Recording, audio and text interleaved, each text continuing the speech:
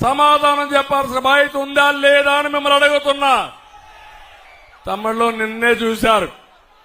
ఒకప్పుడు బాబాయ్ గొడ్డలి డ్రామా, అది మన మీద పెట్టడం, తర్వాత కోడి కత్తి డ్రామా, నిన్న చూస్తే గులకరాయి డ్రామా.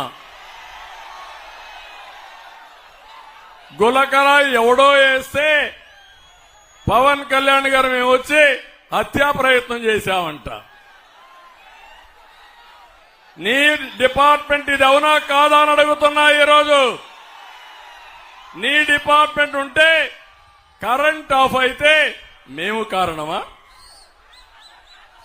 నీకు చేత కాకపోతే రాజీనామా చేయి, నువ్వు మీటింగ్ పెట్టుకో, నీకు కూడా కరెంట్ ఇస్తాం. ఎక్కడ కరెంట్ ఆఫ్ కాదు. తమ్ముళ్ళు ఈరోజే ఇంకొక విషయం చెప్పాలి. ఈ ముఖ్యమంత్రి ఎంత దుర్మార్గుడంటే, ఒక దళితుడిని చంపి డోర్ డెలివరీ చేసిన దుర్మార్గుడు ఈ ముఖ్యమంత్రి. ఇంకో పక్క శిరోమండనం చేసిన వ్యక్తిని ఎమ్మెల్యేగా పెట్టుకున్నాడు. నిన్నే కన్విక్షన్ వచ్చింది. నేను అడుగుతున్నా జగన్మోహన్ రెడ్డిని, నా ఎస్సీలంటావు, నా బీసీలంటావు, నా ఎస్టీలంటావు, నా మైనారిటీ అంటావు. ఇప్పుడు సవాల్ విసురుతున్నా.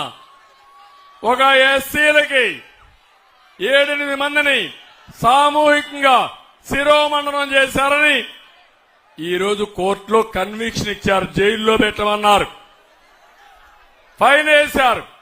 నేను అడుగుతున్నా ముఖ్యమంత్రిని, రాష్ట్రంలో తిరిగే మునుపు సమాధానం చెప్పమని సవాల్ విసురుతున్నా.